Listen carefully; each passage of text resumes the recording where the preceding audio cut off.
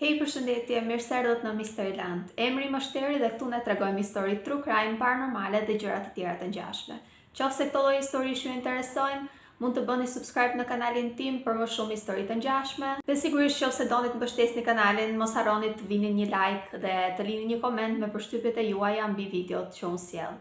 Gjithashtu mund edhe të më ndiqni në Instagram dhe sot do risjellim edhe një herë temën e filmave horror, seritë e filmave që mua personalisht më kanë lënë pa gjumë, kështu që thash pse mos t'i lë edhe njerëzit e tjerë pa gjumë. Sot do flasim për një tjetër film të serisë së filmave si Jinn. Filmat horror turk të bazuar në histori të vërteta ose të paktën kështu thonë ata që i kanë prodhuar. Kështu që përpara se të fillojmë me filmin e tretë për këtë episod, dua t'ju parlemër për disa gjëra. E para, ne nuk e dim se sa të vërteta janë këto histori. Unë mund t'ju tregoj filmin, po nuk e di domethënë se cila pjesë e filmit është edhe në jetën reale, ka ndodhur edhe në jetën reale. Mundet shumë mirë që një pjesë e mirë këtyre filmave t'jenë fantazia e regjisorit ose diçka që e ka shtuar ai, por unë mund t'ju tregoj vetëm filmin. Sigurisht për ata që duan ta shohin filmin vetë dhe nuk ka nevojë për këtë shpjegimin që unë do bëj sot, mund të shkojnë dhe ta shohin filmin direkt tek linku që do i gjej unë, ose me titra anglisht, ose me titra shqip, nuk e di akoma. Dhe për ata të tjerë që ndoshta i kanë qef këto lloj historish, por nuk i pëlqejnë ato jump scare, ato skenat e frikshme, dhe këta filmat fakt kanë shumë. Ja ku jam unë këtu për t'ju treguar këtë historinë dhe sigurisht për t'ju thënë dhe përshtypjet e mia. Unë radhë herë trembem nga filmat horror, sepse kam parë aq shumë sa që tashmë më duket sikur arri edhe ta parandjej se çfarë do ndodhi, kështu që nuk më bëjnë më shumë përshtypje dhe aq. Di edhe se si të mbrohem, për shembull, nëse e di që nëse e shikoj në darkë një film horror, me siguri do më dalin në ëndër dhe nuk do flet dot gjumë, kështu që unë evitoj të shoh filmat horror mbas orës 6 mbasdites. Dhe këtë ju sugjeroj edhe juve nëse keni frikë nga filmat horror. Por ky filmi, në fakt, pjesa e parë e këtij filmit, ajo intro e filmit, është si një lloj ninulle, për gjithë që do shkoni ta shikoni, do e mbani mend të pjesën, sepse është si një lloj ninulle në fillim, si një lloj kënge që nuk e di, është modifikuar diçka dhe unë, domethënë ajo më ka tmerruar. E kisha parë filmin gjatë ditës, ndoshta një javë përpara, dhe një natë, pavarësisht se unë vdes të flej me dritën figur, unë atë natë edhe me dritë ndezur unë kisha frikë dhe në kokën time luhej gjithmonë ajo melodia, më ishte fiksuar ajo melodia, dhe sapo mbyllja sytë dhe doja të fleja gjumë, menjëherë më kujtoi ajo melodia dhe nuk fleja dot, domethënë isha tamam në panik dhe nuk po e kuptoja pse. Kështu që nëse keni frikë këto gjëra, evitoni domethënë ta shikoni këtë filmin. Por le të fillojmë me historinë. Orhani dhe Sedati janë dy shokë të ngushtë që nga fëmijëria. Ata ishin rritur bashkë dhe kishin këtë të përbashkët që adhuronin paranormalen. Adhuronin që kur ishin të vegjël të uleshin pranë xhaxhallarëve, hallave, baballarëve të tyre dhe të dëgjonin historitë e tyre të frikshme. Dhe nuk mund ta imagjinonin kurrë që kjo gjë, pikërisht kjo gjë, do i shkatronte jetën. Në fillim vetëm ata dy janë shok, por më vonë motra e Sedatit, Kaderi, bëhet pjesë e grupit, si thua. Orhani në fillim kur ata janë adoleshent nuk e duron dot. I duket absurde që një vajzë të bëhet pjesë e grupit shoqërisë tyre, por me kalimin e kohës, Kaderi bëhet personi më i rëndësishëm në jetën e tij sepse ata dashurohen dhe martohen. Nëse për Orhanin jeta ishte perfekte, gjithçka po shkonte mirë, ishte përgjegjës në një fabrikë, ishte i martuar me dashurinë e jetës së tij me Kaderin, për Sedati nga ana tjetër, gjërat nuk kishin shkuar dhe aq mirë. Gruaja e tij kishte vdekur gjatë lindjes djalit të tyre dhe i kishte lënë amanet djalin. I kishte thënë të lutem, më premtoj që ti do bësh pamundurën që djalit të mos i ndodhi asgjë. Dhe Sedati ja premtoni gjë të tillë pa e ditur se çfarë fshinte e ardhmja. Megjithatë, jetët e të dyve atyre vazhdojnë në mënyrë të qetë deri në një pikë të caktuar ku Orhani kap një nga personat, një nga punëtorët e fabrikës së tij duke pirë cigare në një zonë ku ishte ndaluar të pinte cigare. Kjo sepse në fabrikë gjendeshin dhe lëndë plasëse dhe nëse diçka shkonte keq, mund të hidhej në erë gjithë fabrika duke rrezikuar jetën e gjithëve. Dhe për këtë arsye Orhani është i detyruar ta pushon nga puna këtë punëtorin. Por ky person ishte në një fazë shumë të vështirë të jetës së tij, ishte i mbytur në borxhe dhe për shkak të kësaj gjëje që i ndodh, vendos të jap fund jetës së tij. Punëtori gjendet të nesërmen i varur tek fabrika ku punonte Orhani bashkë me Sedatin. Qëse Orhani ishte përgjegjës, Sedati ishte thjesht një punëtor. E megjithatë, gruaja e këtij punëtorit e gjen burrin e saj të varur dhe sigurisht që nis të qaj më të madhe, nis të bëjë një skandal dhe kur më në fund Orhani, që ishte përgjegjësi i fabrikës, arrin aty, gruaja të gjithë atë mlefin, të gjithë dhimbjen, ja hedh atij përsipër. E fajson Orhani, thot për fajin tënd, thot, burri im i dha fund jetës, sepse ti nuk toleroje dot një gjë të tillë, një gabim të vogël. Por, siç u thash, ky nuk ishte një gabim i vogël dhe duke qenë se ishte Orhani përgjegjës për edhe jetët e personave të tjerë aty që rrezikoheshin, kishte qenë i detyruar ta bënte një gjë të tillë, pavarësisht se nuk donte. Madje kishte diskutuar edhe me Sedatin, që e kishte koleg, edhe me Kaderin në darkë përpara sigurisht se sa të ndodhte kjo gjëja.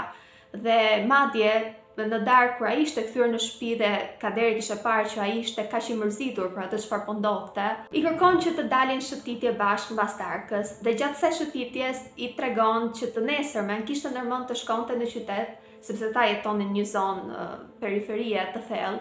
I tregon që do shkonte të nesërmen në qytet, do shoqërohej nga vllai i saj, nga Sedati, pra, për të bërë një vizitë mjekësore, sepse ndoshta ata do bëshin prindër shumë shpejt. Kjo gjë e lehtëson pak humorin e Orhanit, por të nesër me në mëngjes sigurisht zbulojnë që ky punëtori kishte dhënë fund jetës së tij dhe gruaja e tij mallkonte me gjithë shpirt Orhanin. Mallkonte dhe i thonte, kështu si është ky dheu i zi, kështu do të jetë dhe fati jot, sepse është faji yt që burri im i dha fund jetës. Ndërkohë që në fabrikë po ndodh kjo gjë, Sedati ka marrë Kaderin në makinë bashkë me djalin e tij, Mehmetin, dhe janë nisur drejt qytetit. Mehmeti ishte një djalë rreth 14-15 vjeç, kishte një ëndër që të bëhej inxhinier, donte të ndërtonte aeroplana dhe gjatë rrugës i thot një fjalë hallëstik Kaderit, të thot dua të ndërtoj aviona dhe aeroplana sepse duhet të shkoj lart në qiell që të takoj nënën time. Sepse nëna e tij kishte vdekur pra gjatë lindjes, dhe ai nuk e kishte njohur kurrë. Madje e fton hallën e tij, thotë jam brapa, thotë të t'i tregoj skicat që kam bërë për aeroplanin. Kështu që Kaderi i kërkon Sedati që të ndaloj makinën dhe të shkojnë brapa. Dhe ndërkohë që po ndodh kjo gjë, Sedati merr telefonatën nga fabrika ku Orhani tregon se çfarë kishte ndodhur, pra se si një nga punëtorët kishte bërë një akt kaq tragjik. Pak i hutuar, ashtu Sedati nis makinën, por nuk shikon që nga ana tjetër po vjen një kamion dhe ata përplasen. Përplasja është shumë e fortë. Mehmeti për shkak të kësaj përplasje mbetet i paralizuar dhe as nuk flet dot. Ndërkohë në shtëpinë e Orhanit ne shohim Kaderin që duket sikur zgjohet nga gjumi. Në krah të saj është Orhani, por ka një problem. Kaderi nuk mban mend asgjë. Nuk mban mend asgjë çfarë ka ndodhur, nuk mban mend aksidentin, nuk mban mend asgjë, por Orhani është shumë i lumtur që të paktën Kaderi është aty me të. Gruaja e tij është aty dhe ai e donte atë jashtëmase. Ai e thotë që të mos shqetësohet sepse shpejt ajo sigurisht do fillonte të kujtonte çdo gjë, por edhe sikur të mos kujtonte asgjë, prap burri i saj ishte aty për çdo gjë që ajo do kishte nevojë. Por të gjithë këtë anën e butë që ai tregon me Kaderin nuk e rezervon për punatin e tij, për Sedatin. Ai fillon të sillet keq me të, nuk i flet më, i mban një natë që Sedati mendon se ky e mban sepse e fajson për aksidentin. Por si mundej Sedatit të fajsojë për aksidentin kur vetë ai kishte ndodhur një gjë kaq e tmerrshme me djalin e tij, me djalin që gruaja e tij kishte lënë amanet. Ditët kalojnë dhe Sedati dhe Orhani nuk flasin. Ai vazhdon të mbajë natë, vazhdon të mos pranoj asgjë, mos ta pranoj as në shtëpi praktikisht. Por ndërkohë në të dyja shtëpitë fillojnë të ndodhin gjëra të çuditshme. Kaderi fillon të zgjohet në mes të natës nga një zoj çuditshëm, si një ninull që e thërret. Dhe sillet nëpër shtëpi dhe nuk kujton asgjë, i duket absurde historia që i ka treguar Orhani, ajo nuk e mban mend fare, dhe e gjen veten sikur do të shkoj poshtë tek bodrumi. Është një derë në shtëpi që çon poshtë tek bodrumi dhe shpesh herë e gjen veten mu përballë kësaj dere. Sikur e shtyn diçka, sikur e thret diçka që të shkojë atje poshtë. Por Orhani e parë lajmëron dhe thot mos u fut thot atje poshtë sepse ka kujtime të këqija. Dhe ndërkohë që mundohet të qetësoj gruan e tij, fillon të bëjë dhe gjëra të tjera. Ne shohim se si Orhani kishte fuqi paranormale dhe shohim se si bën magji për të larguar çfarëdo qoftë kjo krijesa që po e bezdis gruan e tij. Kjo krijesa që nuk shfaqet asnjëherë një lloj, domethënë duket sikur do të futet në shtëpi, duket sikur po mundohet të kontaktoj kaderin, por Orhani nuk e lejon. Bën lloj ritualesh që ta pengojë që të mos futet në shtëpi. Shtëpia është e mbrojtur nga kjo krijesa. Ndërkohë edhe në shtëpinë e Sedatit ndodhin gjëra të çuditshme.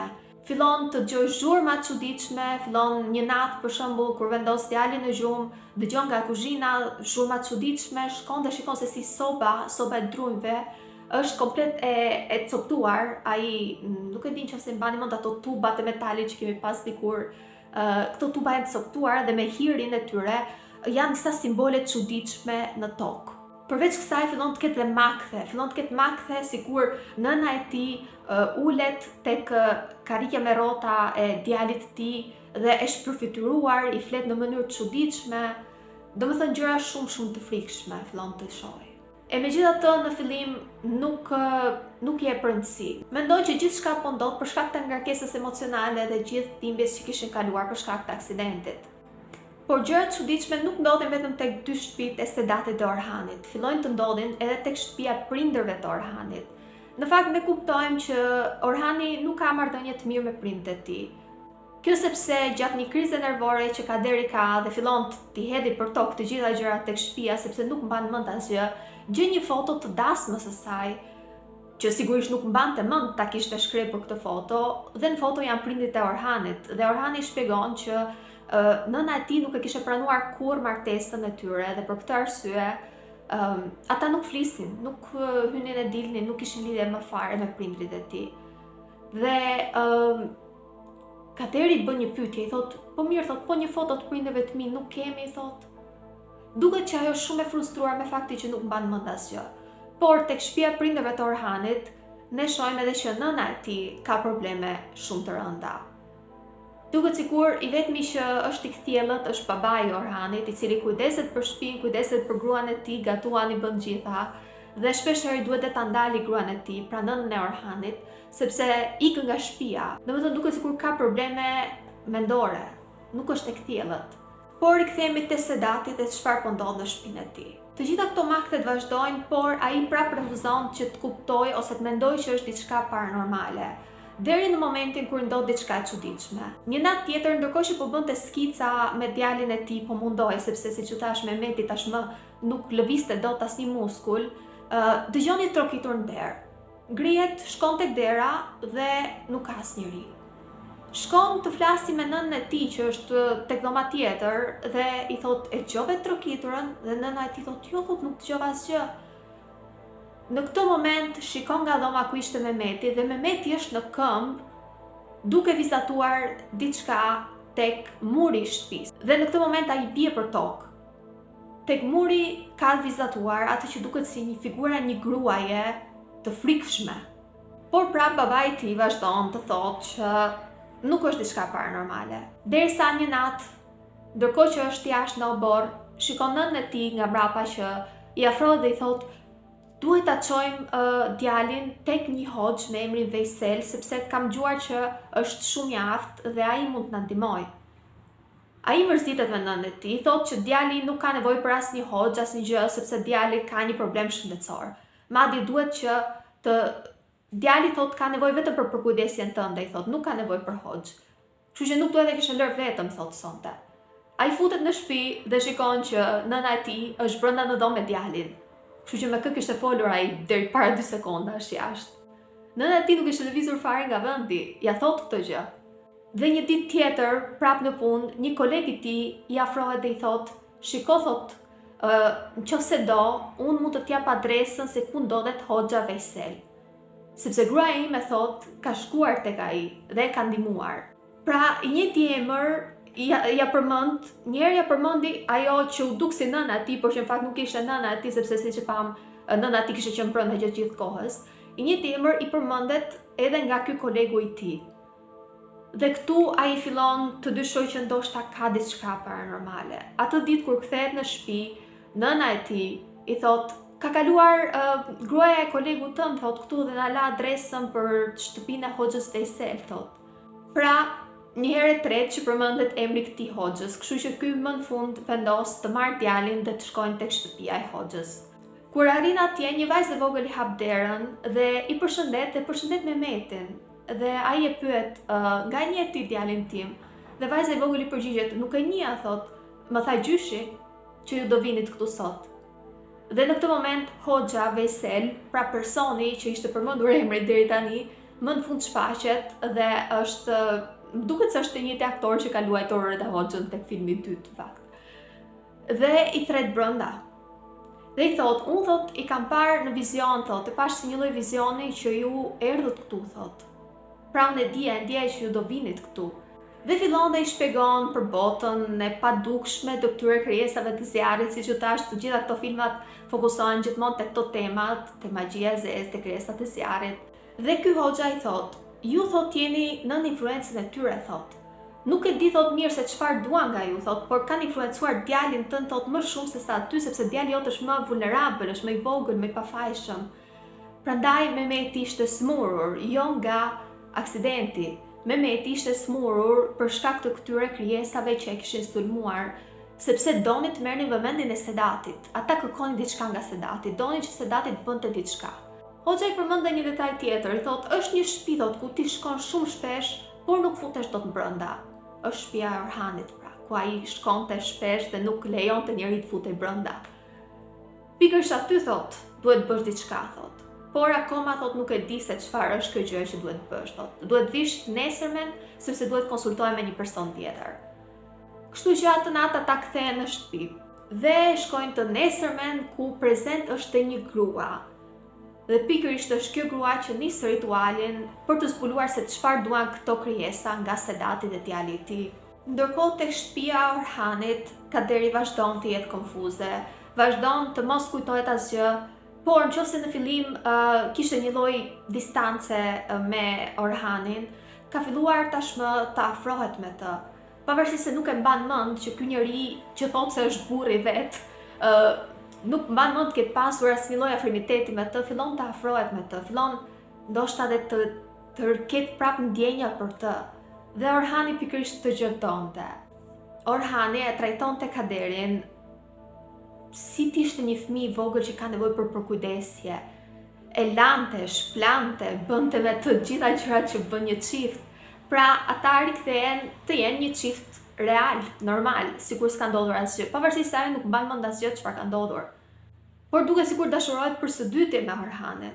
Por si dhe shoft ka diçka që nuk shkon në marrëdhënien e tyre, sepse shohim nga ana tjetër Orhanin që bën ca rituale, bën ca gjëra me foton e Kaderit dhe nuk kuptohet se çfarë qëllimi ka. Të njëjtën gjë po mundohen të kuptojnë edhe personat që janë bashkë me Sedatin dhe djalin e tij, po mundohen të kuptojnë sepse këto krijesa kanë sulmuar një djalë të vogël që s'kishte bërë asgjë.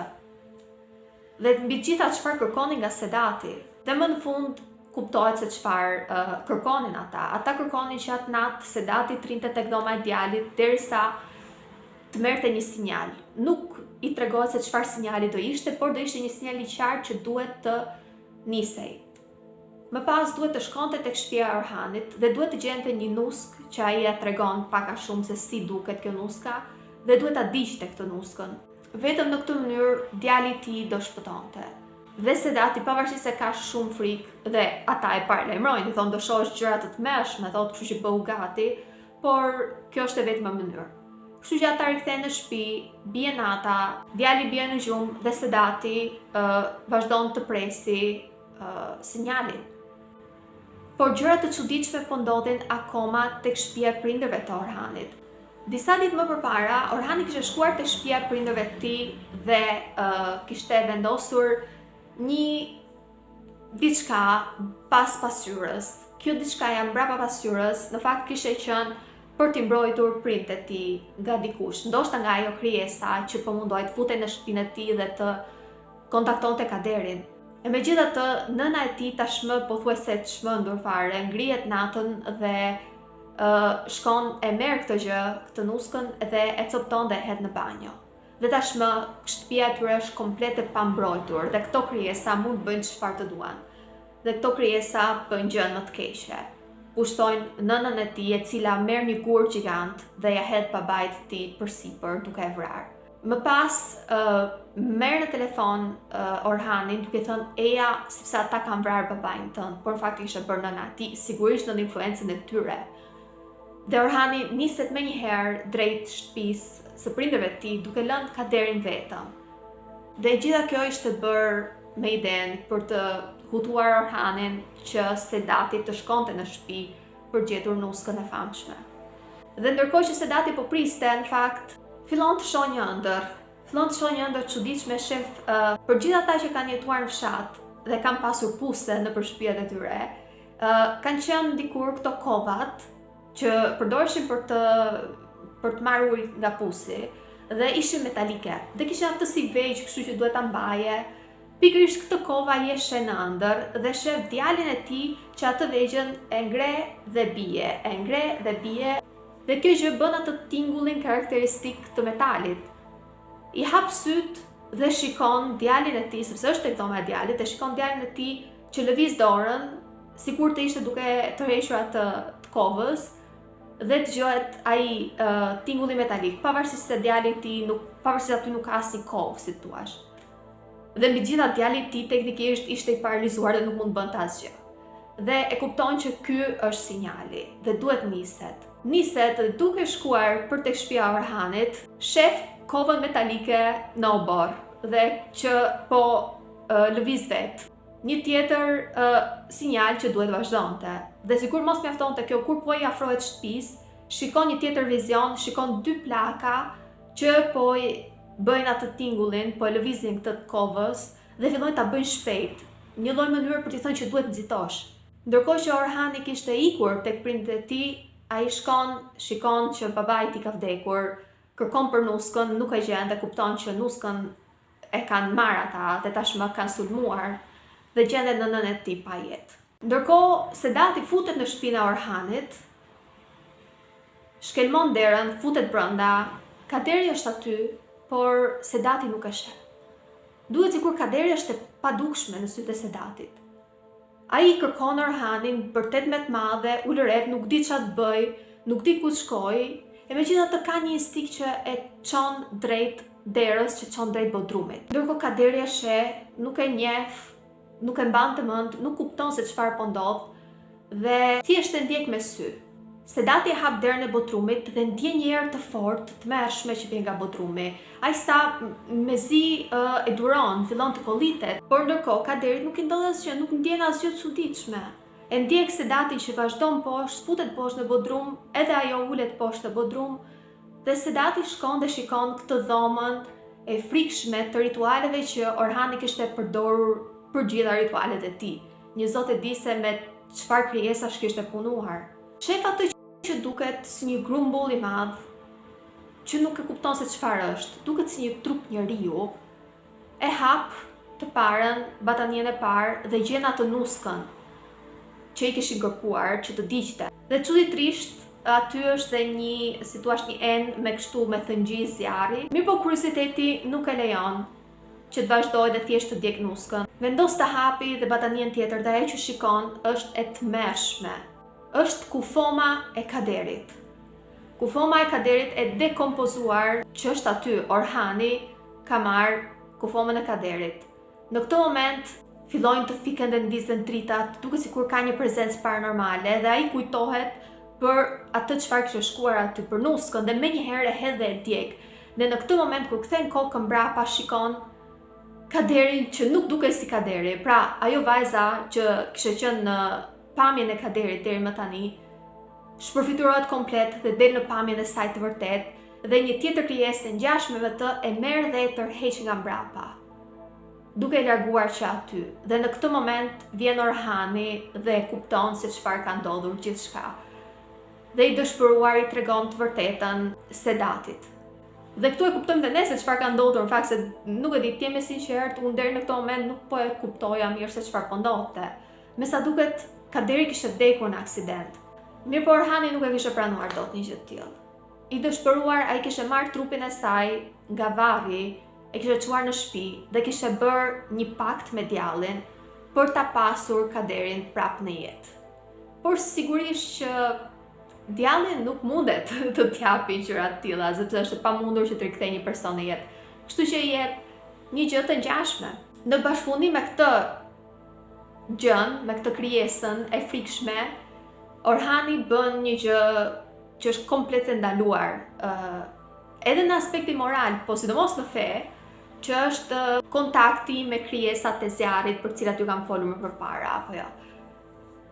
Rrëmben një nga këto krijesat, i bën lavazh truri, e bind që është gruaja e tij dhe sigurisht që kjo në sytë e tij kjo krijesa ngjante me Kaderin, por nuk kishte kështu. Ai shpirti që ky kishte bashkëpunuar, ai djalli që ky kishte bashkëpunuar me siguri arrin edhe ta maskoj pamjen e vërtetë të kësaj krijese, sepse kjo krijesa nuk duket si Kaderi, por në sytë e tij, në sytë e Orhanit, për shkak të efektit të magjisë së gjitha, kjo duket si Kaderi. Dhe ai e merr dhe e mban në shtëpi, sigurisht i fshin kujtesën që të mos kujtohet që ka një jetë komplet tjetër dhe nuk i përket këtij dimensionit ton, dhe e kishte rrëmbyer me pak fjalë. Kishte bërë një lloj domethënë të kundërtën e asaj që bëjnë këta shpirta. Nëse zakonisht këta krijesat e çuditshme pushtojnë njerëzit, Orhani kishte pushtuar një nga këto krijesat. Kishte bërë të kundërtën. Dhe nuk është më pak e rëndë kjo gjë që ka bërë Orhani, është kategorikisht të ndaluar. Dhe ato krijesat që vinin dhe mundoheshin ta kontaktonin, ishte familja e saj nga bota tjetër, nga dimensioni tjetër, që po mundoheshin të merrnin vajzën e tyre mbrapsht. Familja e saj që ishte aq e dëshpëruar sa kishte arritur aty sa të paralizonin djalin e Sedatit, që të merrnin vëmendjen e tij në mënyrë që ai të shkonte dhe të shpëtonte vajzën e tyre. Sedati tregon që këto gjëja kishte thënë Orhani dhe më pas ishte zhdukur. Dhe vetëm 2 javë pas këtij zbulimi, Mehmeti, djali i Sedatit, ishte ngritur në këmbë sikur nuk kishte pasur kurrë asnjë lloj sëmundje. Dhe ishte rikthyer në jetë normale. Sedati vazhdon të tregojë se si nuk dinte ku kishte përfunduar Orhani. Disa njerëz kishin thënë që ishte larguar, disa kishin thënë që kishte vrarë veten. Nuk kuptohet, por në fund të filmit, skena e fundit, ne shohim Orhanin mbi varrin e Kaderit. Dhe ajo krijesa që ky kishte rrëmbyer nga bota e padukshme, që e thret dhe i thot Eja. Dhe kjo na lë të kuptojmë që kjo krijesa, duke qenë se kishte jetuar me Orhanin dhe ishte dashuruar me Orhanin, mund të vazhdonte të ikte nga familja e saj për të qëndruar me Orhanin, sepse po njerëz me sa duket ekzistojnë lidhjet ose martesat mes njerëzve dhe krijesave të zjarrit. Duket absurde, por kam edhe tjetër histori të njerëzve që thonë se janë martuar me këto krijesa. Nuk e di se si mund të funksionojë një gjë e tillë, pa ta dëgjuar një herë një histori të një vajze që ishte zgjuar me shenjë kënaje tek dora, dhe ja disa kultura që këtë gjë e bëjnë vetëm kur martohen. Dhe kur ishte zgjuar me atë, ishte sikur gjatë kohës që ka qenë në gjumë, një nga këto krijesat është martuar me të pa dëshirën e saj. Por me rregullat që ne kemi këtu në tokë, në dimensionin tonë, një gjë e tillë është e pavlefshme, po ku e dimë ne si kanë rregullat këto krijesat në dimensionin e vet. Prandaj martesat të tilla janë absolutisht ndaluara dhe nuk duhet bëhen. Dhe kjo, të dashur miq, ishte historia e frikshme mbas filmit Sigjin 3. Më lini përshtypjet e juaja në komente, më lini një like nëse video ju pëlqeu, dhe sigurisht nëse doni shkoni shikojeni filmin, nëse jo, mjaftoni me këtë që ju tregova unë, sepse edhe kjo e frikshme është. Unë ju kërkoj që të mos i shikoni videot e mia, të paktën këto videot paranormale gjatë darkës. Shikojeni ose në mëngjes ose nuk e di, në drek, jo, kur jeni duke ngrënë bukë, ndoshta jo. Kur jeni duke bërë punët. Kur jeni duke bërë punë të shtëpisë, vini videon time në sfond dhe thjesht dëgjojeni, sepse në fund ditës nuk është se do ju dalin ndonjë foto apo ndonjë gjë këtu përballë. Dhe Shpresoj që t'ju pëlqej shoqëria ime ndërkohë që bëni gjërat e përditshme. Unë ju falenderoj që e shikuat videon deri në këtë pikë dhe ju pres të premten e ardhshme me një tjetër video true crime ose paranormale.